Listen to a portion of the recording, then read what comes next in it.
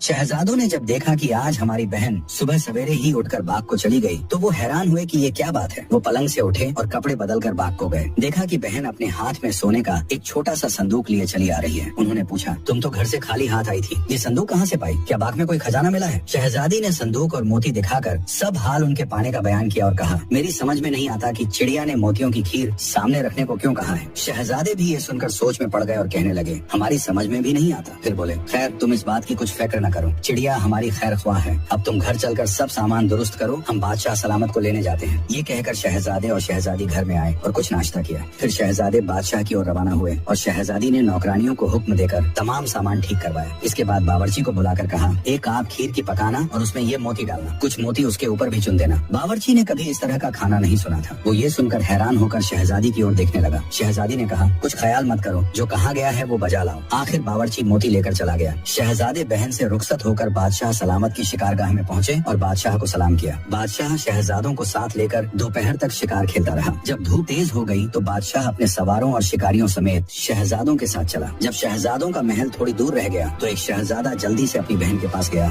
और उसे खबर दी कि बादशाह सलामत की सवारी आ गई है। शहजादी जल्दी से उठकर स्वागत के लिए महल के दरवाजे पर आ खड़ी हुई। इतने में बादशाह सलामत पहुंच गए और घोड़े से उतरकर ड्योढ़ी में तशरीफ लाए। शहजादी ने निहायत अदब से सलाम किया। शहजादों ने बादशाह से अर्ज किया, हुजूर ये हमारी बहन है। बादशाह ने शहजादी के सिर पर हाथ फेर कर दुआ दी। बादशाह शहजादी और महल को देखकर बहुत हैरान हुआ कि गांव में ऐसा शानदार महल और ऐसे काबिल लोग। उसने दिल में सोचा कि मैंने उम्र भर में इन तीनों नौजवान बच्चों जैसे नहीं देखे। आखिर बादशाह ने कहा, मैं चाहता हूँ कि मुझे पूरा महल दिखाओ। ये सुनकर शहजादी और शहजादे बादशाह के साथ चले और पूरा महल दिखाया। फिर शहजादी ने बाग का दरवाजा खोला और बादशाह सलामत को उसमें ले गई। बादशाह की नजर फव्वारे पर पड़ी। देखा कि सुनहरा पानी कई गज ऊंचा उछल रहा है। बादशाह उसके पास गया और सोचने लगा कि ये पानी कहाँ से आता है, मगर उसे पानी का खजाना कहीं दिखाई न दिया। इतने में उसके कानों में बहुत मीठी और सुरीली आवाजें आने लगी। उन्हें सुनकर बादशाह इधर उधर देखने लगा, मगर उसे कोई गाने वाला दिखाई न दिया। तब बादशाह ने पूछा, यहाँ कौन गा रहा है? शहजादी ने अर्ज किया, हुजूर यहाँ तो गाने वाला कोई भी नहीं है, आप जरा आगे बढ़कर देखिए, जो सामने पेड़ लगा है उसी में से गाने की आवाजें आ रही हैं।